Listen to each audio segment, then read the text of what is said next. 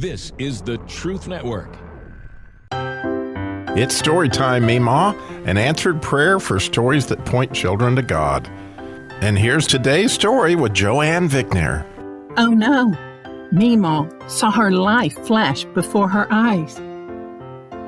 Years ago, long before my mom became Memaw to grandchildren, she was diagnosed with the big C, cancer. I was 14 at the time, and she told me everything was going to be okay. Then she desperately searched for important papers and was relieved when she found them. At the time, I didn't know what they were. Mom planned her doctor's appointments and medical tests around her work schedule until she had surgery. I remember the day well. Surgery was a huge success, and she came home a few days later. The oncology nurses told her to prepare herself. The day would come when her hair would fall out, so she bought a wig and stowed it in her closet. After her incision healed, Mom started months of chemotherapy. She wasn't happy about it, but she knew it was necessary. 3 months into it, she picked up her brush and stroked her hair. 10 strokes later, her trash can was full of thick, wavy black hair, and my mama was bald.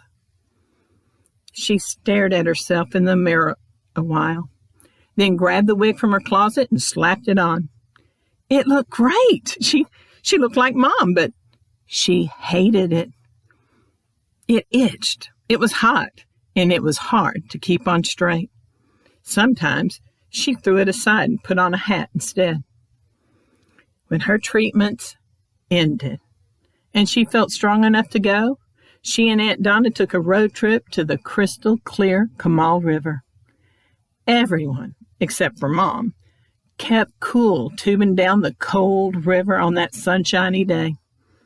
The sun beat down on Mom's rubber swimming cap and it burned her scalp. So while everyone else was floating along drinking sodas and talking, she was busy splashing cold river water on her head. Still in all, she loved being outdoors again and enjoying God's creation. Eventually, they made it to the chute.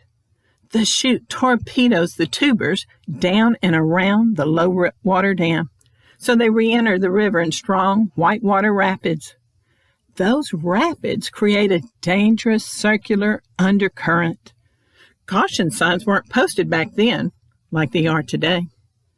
Aunt Donna shot through first and happily floated downstream. But when Mom hit the rapids, she flipped, went under, and her inner tube floated away. She was caught in the treacherous current, slamming her into the rocky bottom and then throwing her into the concrete dam. She managed to push off the riverbed with all her might. Springing to the top, she gasped for air before being sucked under and hurled into the dam again. Over and over she fought to get above the water to breathe and was yanked under again. Her life flashed before her eyes. She saw herself as a baby at age 4 with her puppy at her 12th birthday party and driving a stick shift truck. Worn out, she thought, I have no more strength. This is it. I'm going to meet Jesus. Coming up for air again, she heard a man from the bank yell, Are you in trouble? And went under again. Exhausted, she pushed off the bottom one more time. The man was waiting for her and flung her his child's inner tube. Mom hooked it with her arm, and that small floaty carried her to safety. Alarmed, Aunt Donna watched the whole thing go down and raced back to her saying, You almost drowned. Mom said, I know.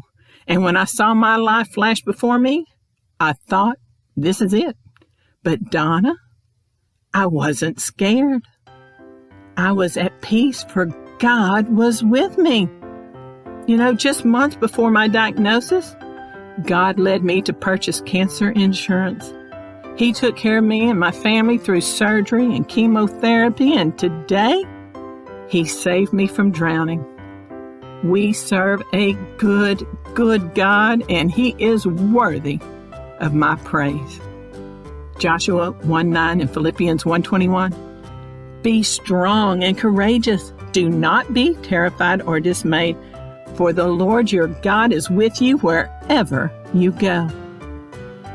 To live is Christ, and to die is gain. If you enjoy Joanne's stories, her book is available on Amazon. And her website at itsstorytimememaw.com. That's itsstorytimememaw.com. Go ahead and order it today, and thanks for listening.